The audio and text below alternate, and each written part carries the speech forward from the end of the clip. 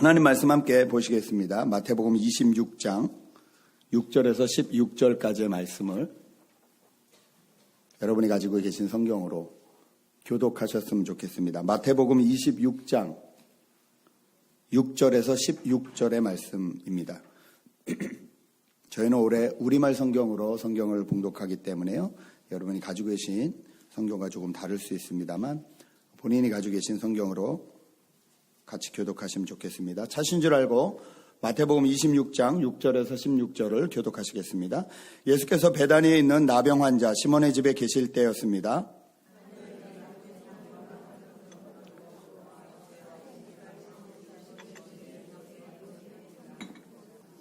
제자들은 이것을 보고 분개하며 물었습니다. 왜 향유를 저렇게 낭비하는가?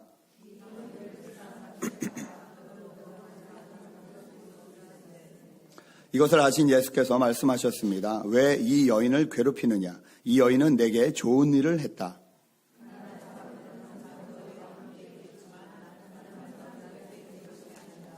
이 여인이 내 몸에 향유를 부은 것은 내 장례를 준비하기 위한 것이다.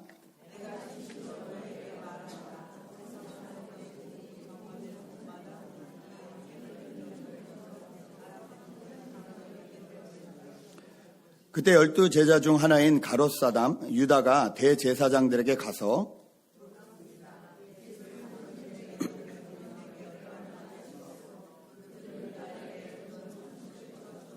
함께 읽습니다. 그때부터 유다는 예수를 넘겨줄 기회를 엿보았습니다. 아멘. 우리 전우좌우로 한번 인사하셨으면 좋겠는데 해피 발렌타인데이 이렇게 한번 인사하셨으면 좋겠습니다. 네. 한 주 동안 평안하셨습니까? 예. 선물은 받으셨는지요? 이뻐지시라고. 더 좋은 걸 해드려야 되는데, 예. 뭘 할까 하다가, 이뻐지는 게 좋겠다. 여러분 혹시 그 발렌타인데이의 이 유래를 혹시 아시는지요? 발렌타인데이가 어떻게 시작했는지에 대한 유래가 몇 가지가 있습니다. 그 중에서 가장 사람들에게 이렇게 이게 맞는 것 같다라고 인정을 받는 유래는요, 발렌타인이라는 이 사제, 사람 이름입니다. 이 사제를 기념하는 날이다라는 것이 가장 정설로 그렇게 알려지고 있습니다. 이 발렌타인이라는 사제가 있었습니다. 그 당시에 황제가 결혼식을, 사제가, 목사님이나 이제 사제들이 이제 결혼식을 거행해 주잖아요. 결혼식을 거행하지 못하게 했습니다. 그 이유는 뭐냐면 전쟁의 남자들을 보내야 되기 때문에 결혼을 하지 못하게 하려고 결혼식을 거행하지 말라는 명을 내렸는데, 사랑하는 사람들을 위해서 이 사제가 몰래 결혼식을 거행해 줬습니다. 그러다가 이 사제는 잡혀서 그만 처형을 당하게 됩니다. 그래서 이 발렌타인을 기념하는 날이, 이 사랑의 사도였던 이 발렌타인을 기념하는 날이 이 발렌타인 데이가 되었다라는 것이 가장 정설적인 유래라고 일컫게 됩니다. 그러면 초콜릿은 언제부터 시작되었나? 네.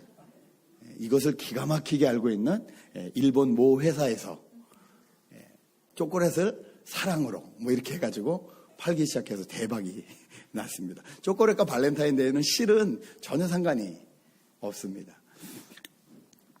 여러분 혹시 이 발렌타인데이 때 저희가 이게 사람이 서로 사랑하고 또 사랑하는 사람끼리 사랑함을 표현하잖아요. 이게 초콜릿으로도 하고 꽃으로도 하고 뭐 인형으로도 하고 여러 가지 모습으로 하는데, 여러분 그렇게 이렇게 기억하고 싶은 사람, 내가 사랑한다는 것을 이렇게 전해주고 싶은 사람, 그런 사람들이 있으신지요? 전혀 총각들을 보고 말을 하면 제가 왠지 미안할 것 같아서 나에게 참 좋은 기억으로 남아있는 사람들이 여러분 얼마나 계신지요? 여러분 안에 그 사람만 생각하면 참 이 기억이 좋고 너무 감사한 일이 넘친다면 여러분 이미 복 받으신 분들입니다. 그런 분들이 저희 인생 가운데 참 많아야 합니다. 혹시 잘 기억나지 않는다면 이 2016년에 그런 해가 되었으면 좋겠습니다. 정말 꼭 기억하고 싶은 사람, 평생 기억이 되는 사람, 그런 사람들이 서로 되어주시길 주님의 이름으로 축복합니다. 오늘 저희가 읽은 이 본문은 너무 잘 아는 이야기입니다. 복음서 4곳에서 다 기록을 하고 있고요. 한 여인이 예수님과 제자들이 있는 곳에 와서 그 비싼 향유를 쏟아 부은 이야기. 그런데 이 향유 사건은 적어도 2번 이상의 사건이라고 성경학자들을 이야기를 합니다. 다 똑같은 이야기 같지만 적어도 2번의 시간에 걸쳐서 이루어졌다. 그래서 이 대상도 좀 다르고 그 행한 일을 한 여인들도 다릅니다. 어떤 분은 3분까지 보는데 3분은 좀 무리인 것 같다. 너무 무리해서 해석을 하는 것 같다. 그래서 2번으로 보는 경우가 많이 있습니다. 내용을 정리하자면 그렇습니다. 예수님과 제자들이 어느 집에 가서 식사를 하고 있는데 갑자기 여인이 뚜벅뚜벅 나타나서 향유를 깹니다. 향유의 가치는 300데나리온, 지금 돈으로 환산하면 1년치 연봉입니다. 여러분 빨리 계산해 보십시오. 여러분 연봉이 얼마나 되는지. 1년치 연봉을 한순간에 깨어서 예수님의 머리에 붓고 그 머리로부터 흘러내리는 그 향유, 나드 향이라 그러는데 그 향유를 뚝뚝 떨어지는 것을 자기 긴 머리털로 묻혀서 예수님의 발을 닦아준 이야기입니다. 이 이야기를 저희가 들으셨을 때마다 얼마나 귀한 헌신인지, 사람이 어떻게 이렇게까지 귀하게 헌신할 수 있는지, 이 여인처럼 우리도 그렇게 하나님 앞에 헌신해야 된다, 이 말씀을 많이 들으셨을 겁니다. 저도 동의합니다. 이런 헌신 아무나 할 수 없거든요. 여러분 하나님 사랑하시죠? 예, 갑자기 제가 무슨 질문을 하실지 아셨는지 대답이 확 작아지는데, 하나님 사랑하시죠? 예, 1년치를 한번 드려보신 적 있으신가요? 이게 지금 돈 얘기일까요? 돈이 이만큼 들었으니까 정말 귀한 헌신이다. 예, 맞습니다. 사람은요, 이게 마음이 없는데 돈 쓰지 않거든요. 이만큼 드릴 수 있었다는 건 정말 엄청난 헌신임이 맞습니다. 그 이야기가 맞아요. 그런데 예수님이 그 이야기만 하시려고 이야기를 여기다 넣어 두셨을까? 얼마 전 미국의 로또가 최대의 이 금액을 막 이렇게 기록을 하니까 로또에 전혀 관심 없으시던 분들도 하나 둘씩 로또를 슬금슬금 사기 시작하셨습니다. 저희 교회 분들도 사셨는데 한 청년이 샀다고 딱 페이스북에 올려놨더라고요. 그래서 제가 야, 당첨되면 반 땅이다. 그랬더니 1초도 안 되고 연락이 왔어요. 목사님 죄송해요. 그래놓고 지가 미안했는지 다시 자기가 댓글을 썼습니다. 11조는 할게요. 아니 가만히 보면 꽁돈이잖아요. 예? 일불 투자해서 엄청난 돈, 꽁돈이잖아요. 공짜 돈이지만 남에겐 줄 수 없다. 이게 저희 한계입니다. 인정하시죠? 예. 공짜 돈이지만 남에게는 줄 수 없다. 그런데 이 여인은 자신의 전부라고 할 수 있는 것을 드렸습니다. 여러분 이 당시를 생각해 보셔야 되는데, 여성으로서 경제활동이 어려울 때입니다. 여자가 이렇게 밖에 나가서 돈을 벌고 하는 그런 직업도 없었거니와 원활하지 않은 때예요. 근데 이 1년치의 연봉이라는 것은 어쩌면 1년치가 아니라 이 여인이 평생을 모은 전부입니다. 이게 다예요. 이것을 깨어뜨려서 주님께 드렸다. 왜 이렇게 했을까? 이 여인의 한 행동에 대한 이 반응이 재미있습니다. 첫 번째 제자들의 반응인데요. 8절 9절에 이렇게 기록되어 있습니다. 여러분 다시 한번 저희가 읽을까요? 마태복음 26장 8절에서 9절 한 목소리로 읽습니다. 시작.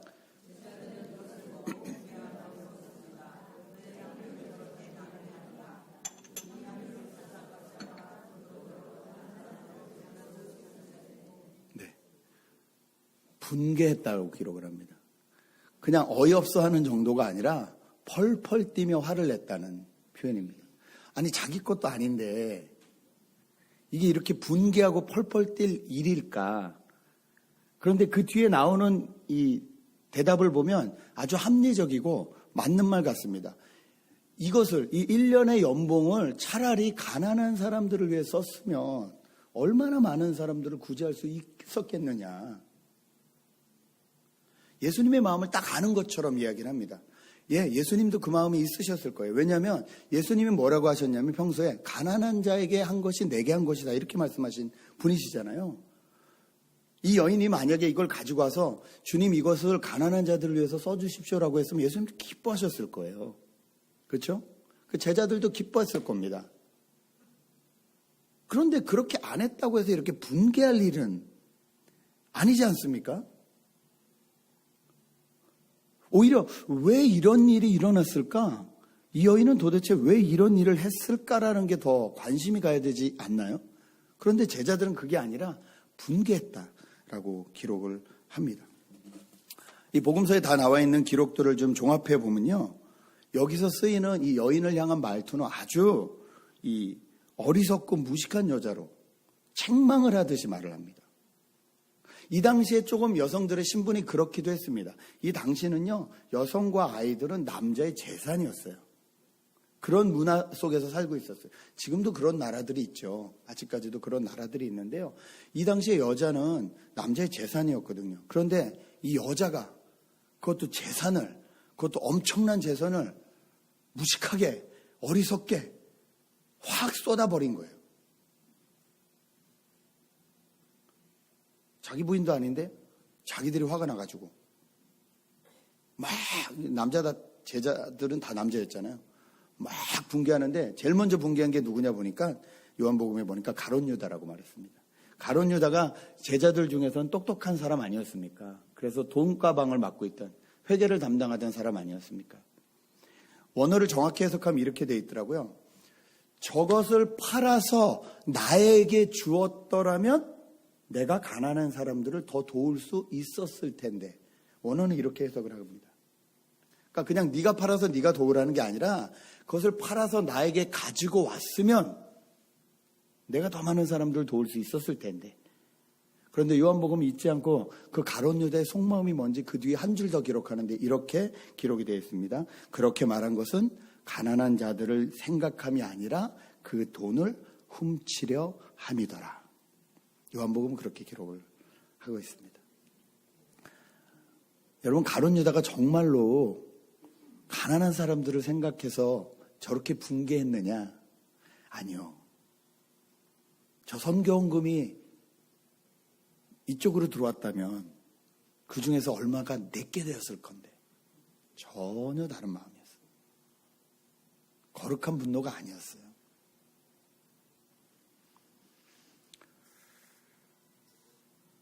그런데 재밌게 예수님은 이 사건을 전혀 다르게 해석을 하십니다.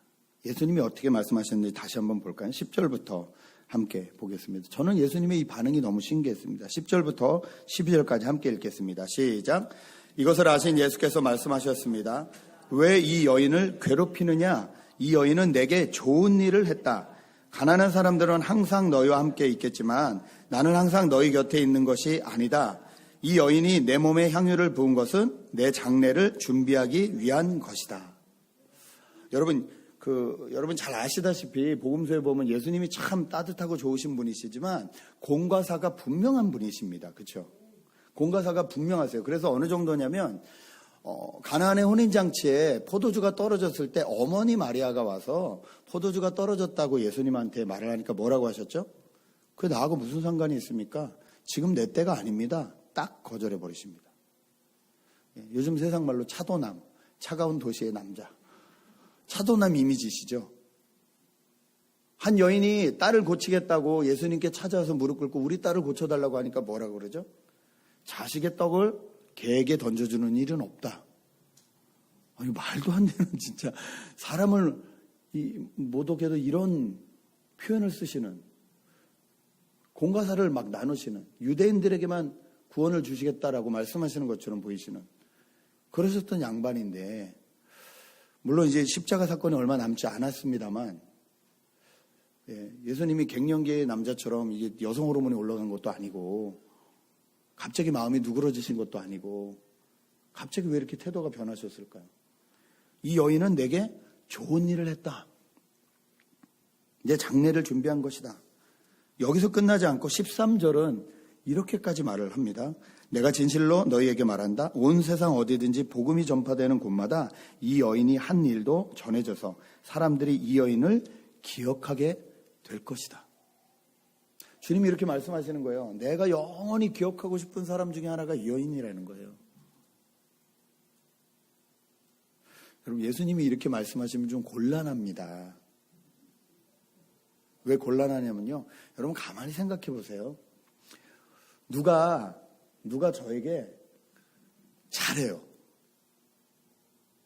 정말 잘해요. 옆 사람들이 이렇게 보니까 목사님한테 너무 잘하는데? 잘해요. 근데 어느 날은 막 1년치 연봉을 갖다가 목사님한테 용돈 쓰라고 막 줘요. 여러분 마음에 어떤 생각이 드세요? 그분이 여러분은 아닌데 무슨 생각이 드세요? 거기다가 목사님이 강단에 올라갈 때마다 그분을 칭찬해요. 막 띄워요. 어떤 생각이 드세요? 여러분 마음속에. 기쁘고 즐거우시죠? 나도 저렇게 섬겨야 되는데 이런 생각이 드시죠? 아니 왜 안 드세요? 어떤 생각이 드세요? 모르긴 몰라도 이렇게 생각하시는 분들 계실걸요? 뭔가 있다. 네, 뭔가 있다. 밝혀지지 않아서 그렇지. 이게 뭔가 있다. 그러지 않고선 저렇게 1년치에 저 엄청난 돈을 막 목사님한테 용돈 쓰라고 갖다 줄 리도 없거니와 그걸 목사님이 받아놓고 내가 평생 기억하고 싶은 여자다. 이게 도대체 무슨 관계냐. 예수님 지금 그러고 계신 거예요. 위험하시거든요. 오히려 거절하셨어야 되죠.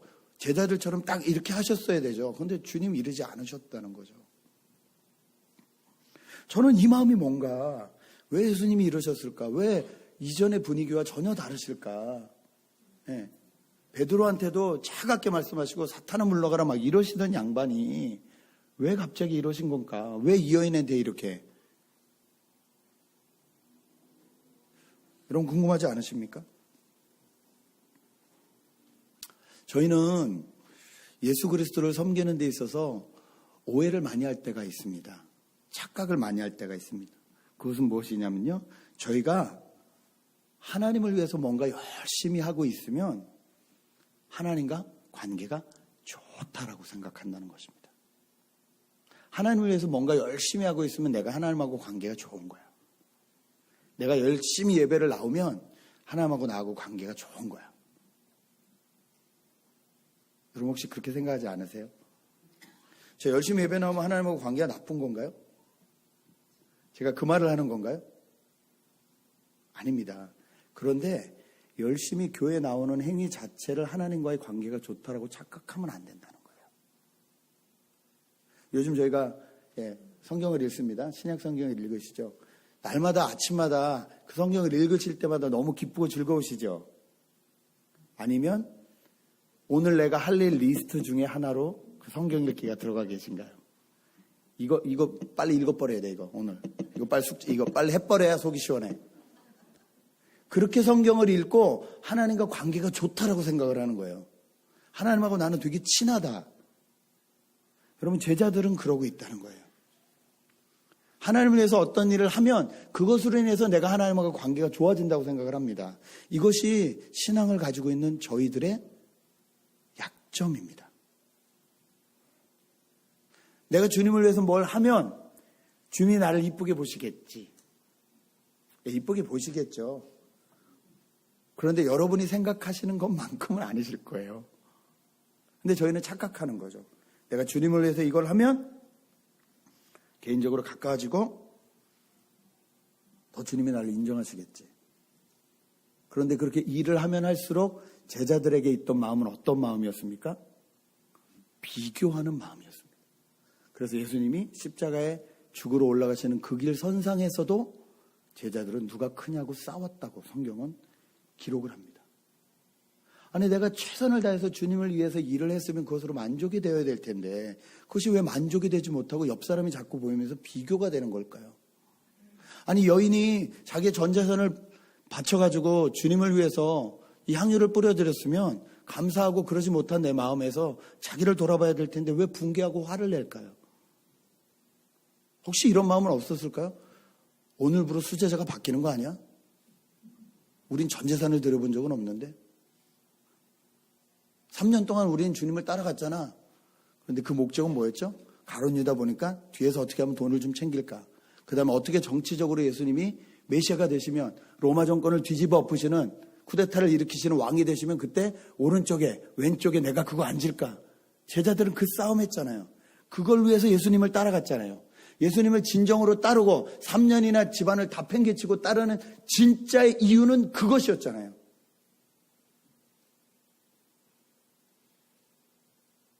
그런데 저희가 2016년에도 여전히 주님을 따를 때 주님을 위해서 뭔가 하고 있으면 나는 주님과 관계가 좋다라고 생각한다는 것입니다. 진짜 예수님이 좋아서 평생 그분을 따르고 싶어서 그 십자가의 은혜와 사랑이 너무 감격해서 주님이 아무것도 안 해주셔도 주님을 따르겠습니다. 주님을 따라가고 싶습니다라는 마음이 아니라는 거죠. 여러분 어떻게 예수를 믿으셨나요? 어떻게 예수를 따라가게 되셨나요? 저는 여러 번 말씀드렸듯이 제 결핍으로 인해서 하나님을 하나님으로 인정해 드리기 시작했습니다. 아버지가 계시지 않는 결핍. 그런데 어느 날 교회 갔더니 하나님이 아버지라고 하십니다. 그 말이 전 너무 좋았어요. 나에게 드디어 아버지가 생겼다. 그게 은혜의 시작이었고 신앙생활의 시작이었어요. 그런데 가만히 되돌아보면 제 결핍을 채우기 위한 것이었어요. 예, 하나님은 저에게 그렇게 저에게 뭔가 결핍을 느끼게 하시고 그것을 채워주심으로 인해서 하나님이 하나님 되심을 나타내 주시기도 합니다. 그런데 하나님을 믿은 지 5년이 돼도 10년이 돼도 20년이 돼도 여전히 하나님과의 관계가 그런 관계라면 하나님은 결핍을 채워주시는 분, 그런 관계에 머물러 있다면 저는 온전한 관계를 이루지 못하고 있다는 뜻입니다.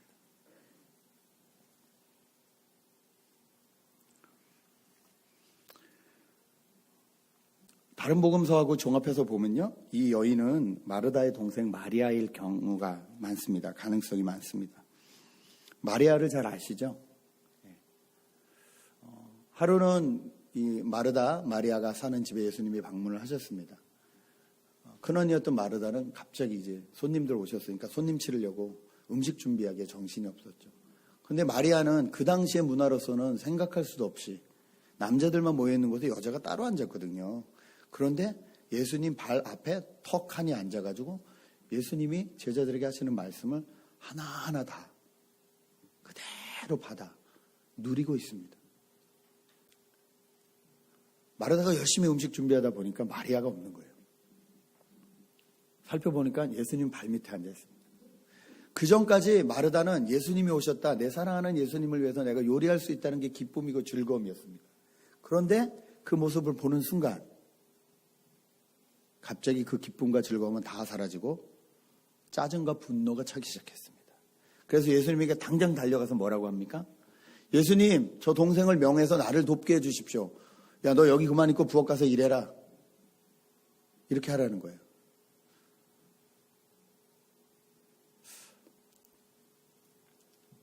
여자분들이 이런 문화 가운데 많이 사시죠. 지금도 그렇게 사시죠. 제가 얼마 전에 들었는데 너무 재밌어서 여성분들이, 우리 한국이 운전이 좀 난폭하잖아요. 특히 여성분들이 운전하면 되게 이게 막 끼어들고 막 하고 막 한국은 막 문 열고 막 다 뭐라 그러고 막 그러거든요. 근데 한국에 있는 남자들이 이게 제일 못된 건데 말하는 것 중에서 뭐라고 하냐면요. 여자가 집에서 밥이나 하고 있지 차를 몰고 나와가지고 막 이런 말을 해요. 근데 요즘 재밌는 자기가 운전이 서툴다는 것을 재밌게 표현하는 문구가 생겼대요. 차에 뒤에 붙어 있는데 뭐라고 했냐면 지금 밥하러 갑니다. 제가 누군지 정말 센스 있다 생각해서 지금 밥하러 갑니다 딱 붙여놨다는 거예요. 남자들이 무슨 말 하는지 다 한다는 거죠. 마르다가 한 게 그 당시 문화로는 맞는 거였어요. 마리아에게 한 게 틀린 거였어요. 근데 주님은 그 사건을 보고 뭐라고 하십니까? 마르다에게 한두 가지만 하든지 하지 말아라. 음식 준비하지 말아라. 그리고 마리아는 좋은 것을 택했으니 빼앗기지 아니하리라. 이렇게 말씀을 하십니다. 오늘 마리아가 한 것도 나에게 좋은 일을 했다고 했는데 그 당시에 말씀을 듣고 그 앞에 앉아있는 것도 좋은 것을 선택했으니 빼앗기지 않겠다라고 말씀하십니다. 여러분 이 말씀 오해하시면 안 되는데요. 저희가 부엌에서 봉사를 하거나 몸으로 봉사하는 것은 하찮은 일이고 성경을 읽거나 기도하거나 하는 것은 영적인 일이라고 구별하는 게 아니에요. 지금 절대 아닙니다. 그렇게 구분하면 큰일 납니다. 절대 아닙니다. 밥을 하든 봉사를 하든 성경을 읽든 기도를 하든 어떤 마음으로 하느냐를 주님은 말씀하시는 거예요. 마르다는 이미 마음이 변했습니다. 짜증이 났습니다.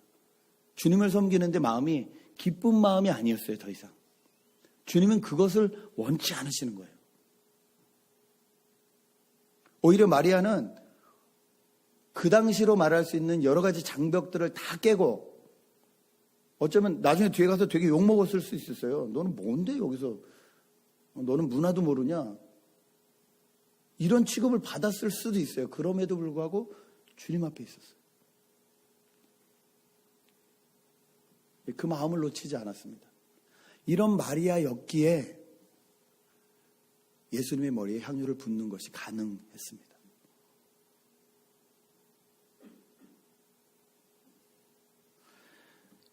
이 말씀의 배경은요, 예수님이 내가 이제 십자가를 지러 간다.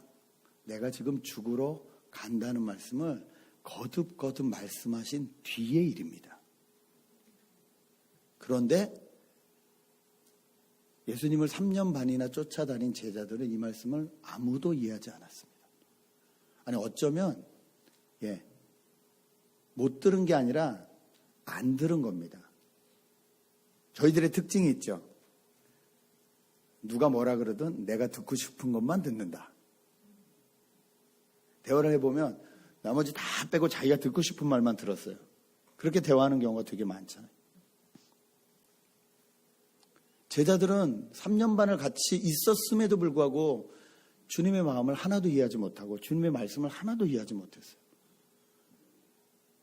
그런데 그렇게 자주 뵙지 못했어도 주님을 만날 때마다 주님에게 온갖 포커스를 다 맞췄던 이 마리아는 예수님이 이제 이 땅에서 뵐 날이 별로 남지 않았구나라는 걸 알았어요. 그리고 생각했겠죠. 내가 무엇을 할 수 있을까? 내가 사랑하는 주님을 위해서 무엇을 할 수 있을까?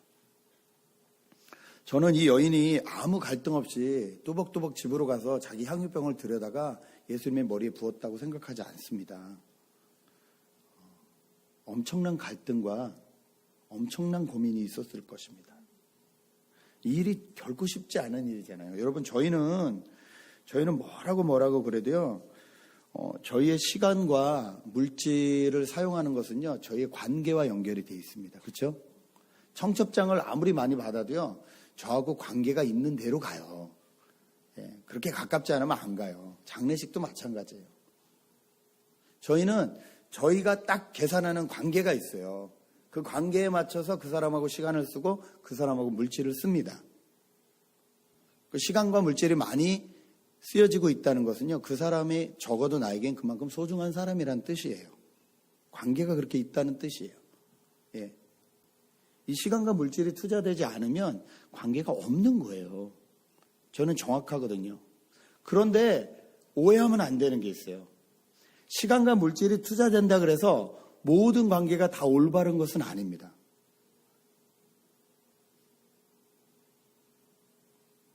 비즈니스적 관계라는 게 있어요. 여러분 사업하시는 분들은요.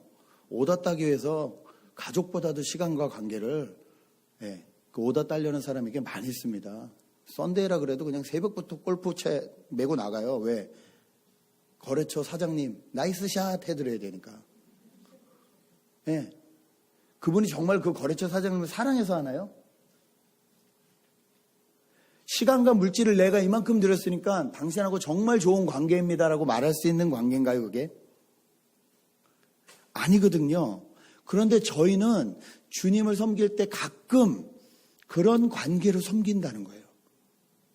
제자들이 그랬다는 거예요. 내가 이만큼 시간을 쓰고 내가 이만큼 물질을 들이면 주님이 날 알아주시겠지. 주님이 내 사랑을 알아주시겠지. 그럴 수도 있고 아닐 수도 있다는 거예요. 적어도 가룟 유다와 제자들은 아니었습니다. 그러니까 싸웠습니다. 그리고 가룟 유다는 나중에 어떻게 됐습니까? 14절부터 이렇게 기록합니다. 그때 여제자 중 하나인 가롯 사람 유다가 대제사장들에게 가서 물었습니다. 예수를 당신들에게 넘겨주면 내게 얼마를 주겠소? 그들은 유다에게 은돈 30을 쳐주었습니다. 그때부터 유다는 예수를 넘겨줄 기회를 엿보았습니다. 가롯 유다는 예수 그리스도를 3년이나 따라다녔지만 이 친구는 철저히 비즈니스 관계였습니다. 더 이상 자기에게 이익이 되지 않는다고 생각하는 그 순간부터 예수를 팔아먹기로. 여기서 은돈 30은요, 그 당시에 노예 한 명의 가격입니다. 예수님이 자기가 생각한 대로 정치적인 왕이 되셨더라면 제자 중에서 가장 똑똑했던 자기는 분명히 모르긴 몰라도 경제부 장관은 했을 것이다. 이 계산이 뒤틀어지기 시작했어요. 그러니 자기가 왕으로 모셨던 분을 노예 취급을 합니다. 저와 여러분은 어떠신가요? 예수님이 저희의 기도에 응답을 하시면 나에게 하나님이 되시고, 예수님이 내 기도를 들어주지 않으시면 더 이상 나와 관계없는 분이 되는 건 아니신지요? 우리가 주님을 따른다는 것은 무슨 뜻인가요? 주님을 섬긴다는 것은 무슨 뜻인가요? 그 섬김과 따름에는 어떤 계산이 있습니까? 어떤 욕심이 있습니까? 여러분, 저희는 이 유혹을 잘 살펴봐야 합니다. 전사님에게 들은 말인데요. 달라스 지역에 사역을 할 때 그 달라스의 그 최경주 골프 선수, 최경주가 한동안 거기서 그냥 산 적이 있습니다. 이제 골프 시합이 많고 미국에, 그러니까 아예 그냥 집을 구해놓고 사셨대요. 근데 그때 놀라운 일이 일어납니다. 한인교회 모든 목사님들이 최경주 모셔오기, 운동을 그렇게 열심히 하셨대요. 어떤 분들은 개인적으로 찾아가서 최경주를 만나셨대요. 그 목사님들이 왜 최경주를 모셔오려고 했을까요? 우리 교회에. 최경주가 골프를 할 때마다 정신적인 위로가 필요하고 정말 그 영혼이 힘들고 어려울 걸 고민하고, 그래서 그것을 돌봐주기 위해서 그러셨겠죠?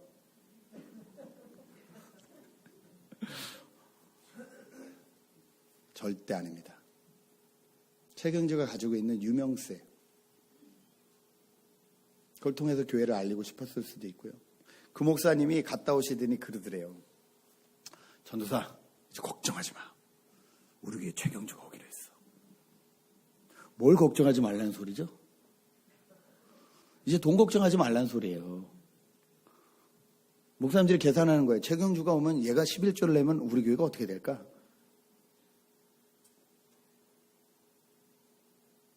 그분이 그냥 그런 분이냐고요. 아니요, 목사님이세요. 그 목사님은 욕하실 겁니까? 저희 안엔 그런 마음이 없나요? 예수님이 나에게 이익이 되시면, 나를 돌봐주시면, 내 기도에 응답해 주시면 내가 예수님을 섬기고 내 인생의 주인으로 인정해 드리고, 전혀 그렇지 않다면 가롯 유다처럼 그런 마음은 혹시 없으신지요?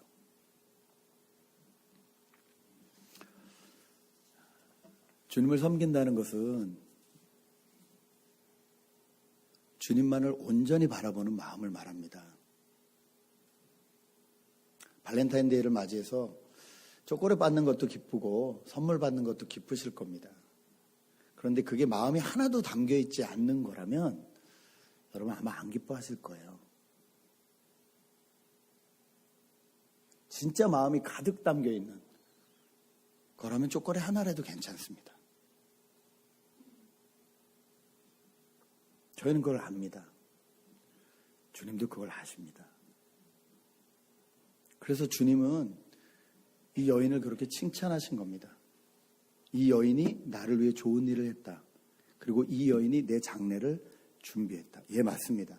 여러분, 이 당시에는요, 사람이 죽으면요, 마지막에 시신에다가 기름을 발라줬대요. 향유를 뿌려줬대요. 그런데 예수님 십자가에 달려 죽으신 뒤에 아리마대 요새 같은 사람이 이 부자인 자기가 자기 새 무덤도 막 예수님께 내어주고, 그렇죠?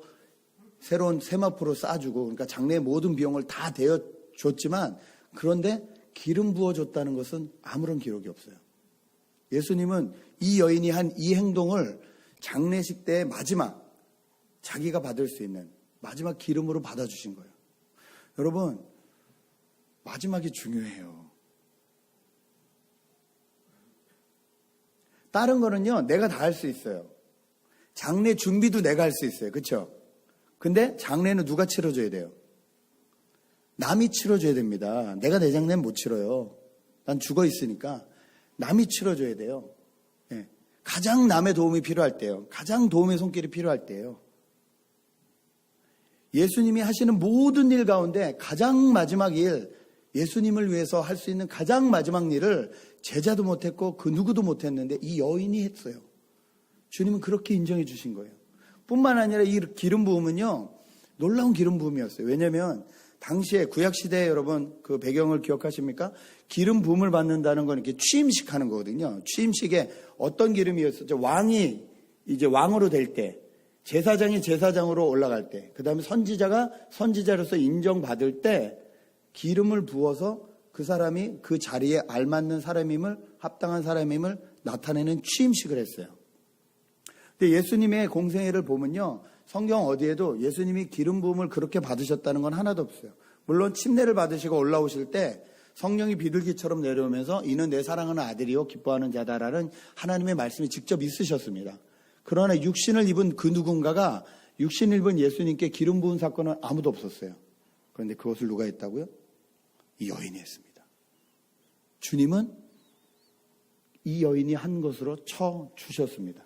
여러분, 이 여인이 이거 다 알고 마지막 이 기름 부음이 예수님의 장례식을 준비하는 거다, 이게 예수님을 왕으로서 제사장으로서 선지자로서 인정한 행위다, 알고 했을까요? 아니요, 모르고 했습니다. 아니요, 모르고 했습니다. 이 여인이 알고 있는 건 딱 하나였어요.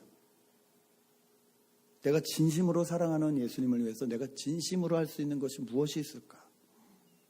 남자들만 모여있는 이곳에 내가 이것을 가져가면 무슨 욕을 먹을까? 깨트리면 어떤 반응을 일으킬까? 걱정하고 고민하지 않았겠습니까? 그런데 그 걱정과 근심과 고민을 넘어선 예수 그리스도를 향한 사랑과 은혜가 이 여인에게는 있었어요. 저희가 주님과 원하는 관계도 그런 관계 아니십니까? 저희가 사람들과 원하는 관계도 그런 관계 아니십니까?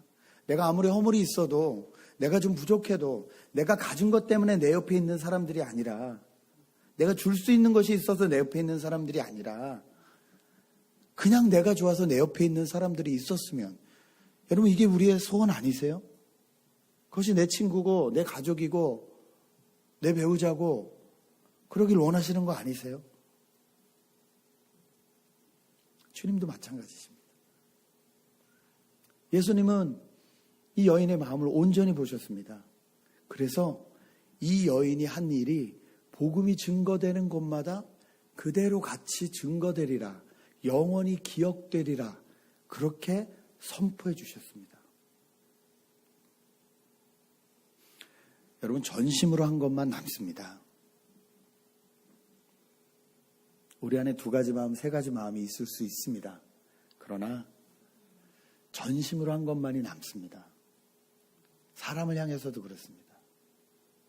자식을 향해서도 그렇습니다. 부모를 향해서도 그렇습니다. 주님께는 더더욱 그렇습니다. 발렌타인데이입니다. 세상 사람들이 다 서로 사랑한다고 얘기하고 초콜릿을 나누고, 여러분, 전심으로 사랑하십시오. 나에게 맡겨진 사람들을 사랑하시고 그 맡겨진 사람들을 주신 하나님을 전심으로 사랑하시는 저와 여러분이 되셨으면 좋겠습니다. 그래서 세상 사람들은 잘 기억하지 못한다 할지라도 주님이 기억해 주시는, 주님께 기억되어지는 그런 저와 여러분 되시기를, 그런 2월달 되시길 주님의 이름으로 축복합니다. 함께 기도했으면 좋겠습니다.